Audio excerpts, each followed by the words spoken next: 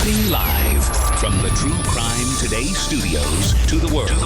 This is Murder in the Morning with Tony Bruschi and Stacey Cole. From the Hit Killers Podcast, Murder in the Morning. Well, we knew it was going to go someplace like this at some point. The story of the Kentucky judge who was shot in his chambers by the former sheriff. New allegations have surfaced linking the late District Judge Kevin Mullins to a sex for favors scandal following the murder in September. Former Letcher County Sheriff Shawn Mickey Stines, accused of fatally shooting Mullins in his courthouse chambers, has pled not guilty to charges of murder and murder of a public official.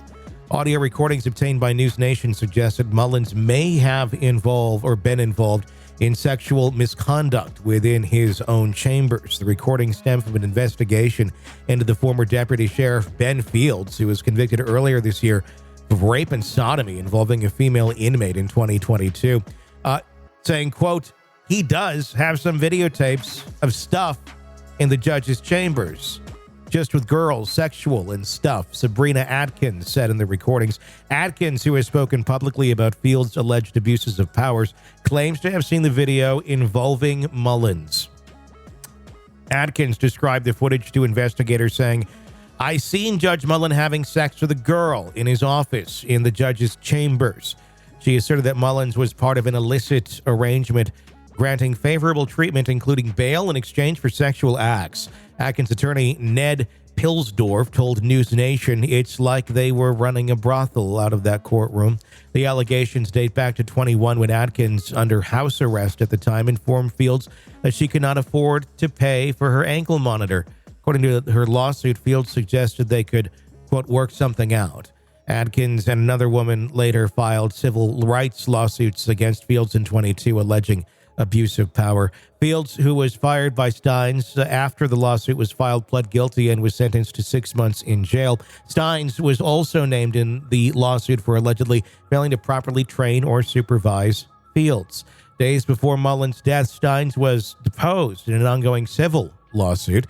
He denied knowledge of any misconduct. However, Atkins claims implicate both Fields and Mullins in a broader scheme of corruption. Mullins has served as a judge for 15 years before his death. Stines, arrested at the courthouse shortly after Mullins' killing, faces several charges. Despite the mounting allegations, Stines has maintained his innocence. Yeah. When this story first came out, and I watched the footage of this man walking into the chambers and like having a confrontation with this judge, and then the shooting, it was like, okay, this, you can feel the anger and hostility. They're saying there was something to do with his phone and maybe something with his daughter. I just had this feeling that something was going on, that this guy found out and he went to deal with it. That this was just, God damn it, I'm going to go take care of this right now. Mm-hmm. And I wasn't thinking sexual. And this is just in my brain. What I was thinking was that maybe the judge had something to do with the man's daughter. Yeah. And the dad found out and went, oh, fuck this. I'm going to go deal with it. That's what it looked like to me. Yeah, I mean, that's what I think a lot of people were speculating on, because the daughter was called on the phone. So there was some reason that she was involved in it. Now, what that reason is, we don't know. But hearing these other things about this case, one starts to wonder, or is this all completely separate? Do these allegations against the judge and these stories against the judge have anything to do with why the sheriff murdered him? One would think probably. I mean, it's very, very dramatic. But what is that connection? Or is it just another completely horrible thing? Because I think, I mean, if you're one who goes down roads like this and it's like acceptable to you, one would think you probably go down other roads too if you keep pushing whatever the hell you're doing. So maybe there was a completely different altercation or reason for altercation there. We just don't know. One thing that stuck out to me was this gal under house arrest informed Fields she could not afford to pay for her ankle monitor. Is that I don't know much about this. Mm-hmm. Do you have to pay for your monitor? I have no idea. Probably depends on the jurisdiction and how they have it set up. Oh, geez. There's just, it raises so many questions.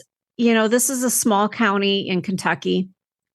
How many other counties, little small, you know, Mayberry type counties are there in our nation where this shit goes on all the fucking time? A lot. Yeah. I mean, I don't know that. And I don't know if you could just Google this kind of thing. But to me, it seems like having grown up in Minneapolis, you're probably not going to see that. And I'm just going to use some words here from like Hennepin County, which is a huge county in Minneapolis. You're not going to see shit like this going down with, you know, the more oversight, couple million people. Yeah. I mean, the more oversight you have, you know, the less likely you're going to have things like this, where it's basically everything in power or everyone in power. And it's because there's nobody above them and there's nobody below them. And they're kind of the end all be all. So they have incredible power in some of these smaller areas, and they really can rule it in crazy ways where, you know, nothing gets questioned, nothing gets looked at until something really fucked up happens. And then others eventually start looking in and they're going, what the hell is going on here? The story is going to absolutely explode.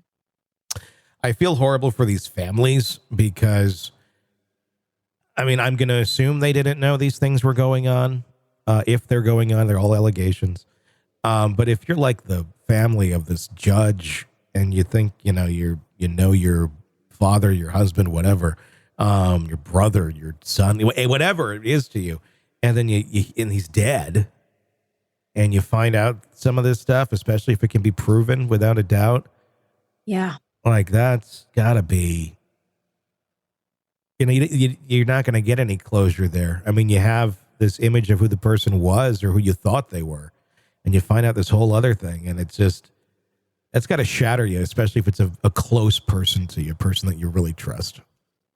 Well, and along that same vein, you know, this today being Monday, when this is airing, you know, we will be a couple days in with the United Healthcare CEO that was killed.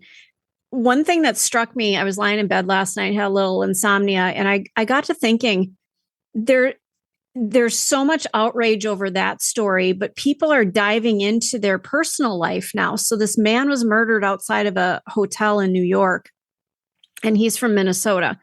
And now everybody's like, "Ooh, was she involved in his killing?" Because they were separated and they lived in different homes. And did she find out he was up to something? And so it's so weird how all these people seem to allegedly have these secret lives. And when something tragic happens, the public just grabs onto it and starts ripping their lives apart. Yeah. It amazes me. Like, what, you know, if you or I had something happen, what would people find and start speculating about, you know? Well, if you don't have secret lives, there's nothing to be found. I think right. That's, but, you know, but people start making shit up. You know, well, I mean, I mean, it just depends. I mean, there's a lot of stuff that stuff is based on, but yeah, do people make shit up? Sure. But it's such a weird thing to observe, because these silent little stories are going on everywhere, but then all of a sudden a spotlight gets shown on it. Yeah. And that's what happened here in Kentucky. This has been probably going on since 2022, maybe earlier. And now everybody's got a microscope and we're looking at them. Well, it's just really an odd thing. Any of these cases that we have where it's involving a smaller department or something, there's usually something up there too. And it's sad and it's scary. I mean, look at over like in, you got Delphi, you got issues there. You got issues over in Karen Reed country and Canton and all of that and Stoughton and Murdaugh. Yeah, I mean, it's all there. There's so many smaller town departments that essentially are bought and paid for by whoever is in power. And maybe not necessarily in power, meaning like politically, just who has the most money in the county and who can control some of these things like kingdoms, rather than, but that's how it's always been. Not saying it's right or good, but this isn't anything new, really, when it comes to America and how small towns are run and ruled and ran. And yeah. Some are good, some are bad, some are out middle, it's all different. There was a time in radio where I thought, and I live in a smallish town right now because I thought that would be a good change from the big metropolitan area I grew up in. And the more I see our stories, the more I'm like, I kind of want to be back where they actually have like a light rail and a bus line, because that just means the corruption is just a little bit less and it's more out in the open, the small town bullshit is just starting to get to me. Yeah. It's, you gotta have an appetite for it. And, I don't. You're in the thick of a true crime saga, every detail sinking in. And then, wham, a commercial about something you couldn't care less about. It's like being served a microwaved dinner at a 5-star restaurant. But it doesn't have to be this way.